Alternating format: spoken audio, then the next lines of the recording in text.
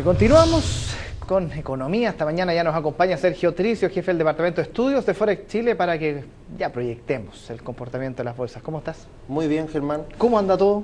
Bien, en Sí. general bien, sí, ¿Sí? pero la noticia del día es sin duda que Europa sigue en recesión.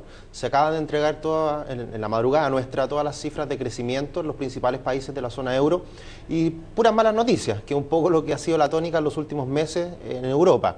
Tenemos que la zona euro en su conjunto cae un 0,2%, más del 0,1% que se pensaba, y ya acumula 6 trimestres que está en esta situación, 6 trimestres en situación de contracción económica, por lo tanto es la recesión más amplia, más larga desde el año 1995. A eso se suma ya de forma puntual los países, que son en el caso de Italia, siguen la recesión más larga desde 1970, ahí la situación es bastante difícil, ya por un tiempo bastante prolongado. Francia entra nuevamente en recesión, había salido de esa situación hace unos trimestres y ahora vuelve a entrar en recesión. Y Alemania, que se esperaba un crecimiento de un 0,3%, crece solamente un 0,1%. Y la pregunta es, con todas estas malas noticias en Europa, ¿cómo estarán las bolsas? Bien, a diferencia de lo que uno pudiera pensar con la situación difícil que sigue viviendo Europa y que, con datos peor de lo esperado, la bolsa sigue en máximo histórico en el caso del DAX alemán.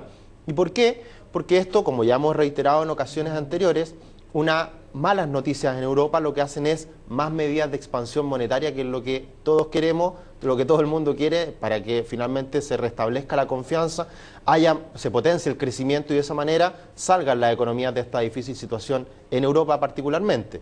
Anoche el Nikkei de Japón volvía a volar y subir más de un 2%, ya supera los 15.000 puntos, una racha, veíamos en los días anteriores, mayor al 70% desde octubre pasado, así que sigue todo muy bien en Japón. ¿Por qué? Por las medidas de expansión monetaria.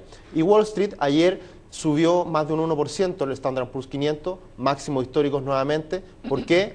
Porque la Fed sigue estando ahí apoyando a la economía, potenciando el crecimiento con las medidas de expansión. Pero ahí entonces uno se tiene que quedar con el poco crecimiento o con el resultado de las bolsas.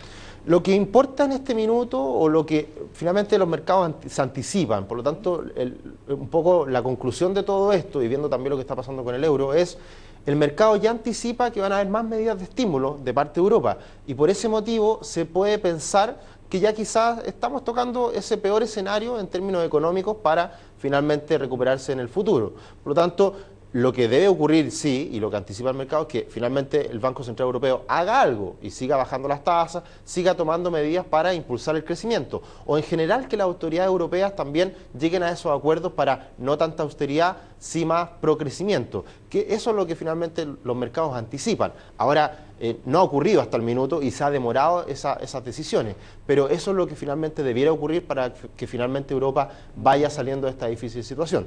Por lo tanto, mala cifra económica, buen comportamiento bursátil. Esa ha sido la tónica de los últimos días, y como quizás en algún minuto, hace un año atrás, 2 años atrás, nos llenábamos de cualquier detallito que era mirado mal por el mercado, ahora es todo lo contrario. Cualquier detallito positivo, un inversionista afamado a nivel global que dice las cosas andan bien, todos se suben al carro de la victoria y sigue este optimismo extremo que se ha visto en la última semana y que por lo menos hasta ahora se mantiene y al parecer no va a cambiar en el corto plazo. Así que por ese lado todo bien, con las cifras negativas que hemos conocido en el día de hoy desde Europa. Esperemos que esté todo positivo entonces.